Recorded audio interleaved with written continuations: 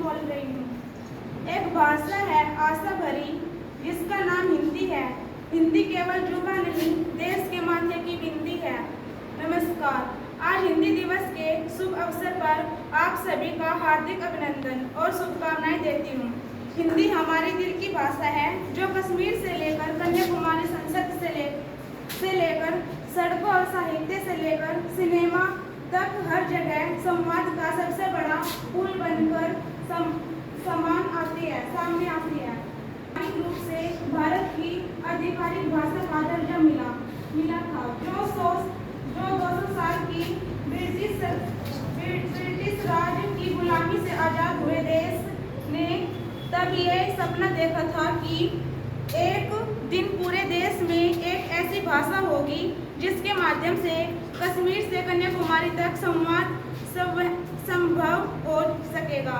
आज़ादी के नायकों को इस बात को तनिक संदेह नहीं था कि हिंदुस्तान की संपर्क भाषा बनने का महती दायित्व केवल हिंदी उठा सकती है।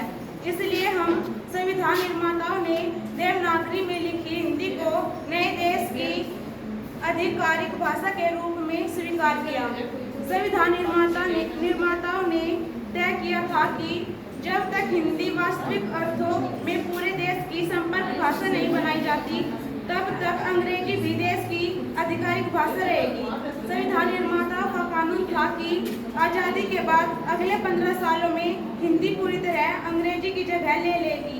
राष्ट्रपिता महात्मा गांधी हो या देश के पहले प्रधानमंत्री जवाहरलाल नेहरू, सभी इस बात पर एकमत थे कि ब्रिटिश की गुलामी के प्रतीक अंग्रेजी भाषा को हमेशा के लिए देश की आधिकारिक भाषा नहीं होना चाहिए।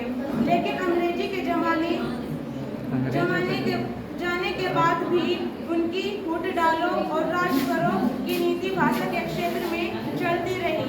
हिंदी को एकमात्र आधिकारिक भाषा के खिलाफ उसकी बहनों ने ही बगावत कर दी। उन्होंने एक पराई भाषा अंग्रेजी के पक्ष में खड़ा होकर अपनी सहोदर भाषा का विरोध किया, जबकि उनका भय पूरी तरह अधिकार था।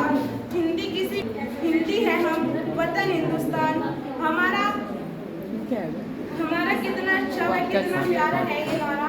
हिंदी में बात करें तो मूर्ख समझे जाते हैं, अंग्रेजी में बात करें तो जेंटलमैन हो जाते हैं। अंग्रेजी का हम पर असर हो गया, हिंदी का मुश्किल सफर हो गया। जैसे ही आजकल बटर हो गया, चाकू भी आजकल कटर हो गया। अब आपसे इजाजत चाहती हूँ, हिंदी की सबसे हिफाजत चाहती हूँ।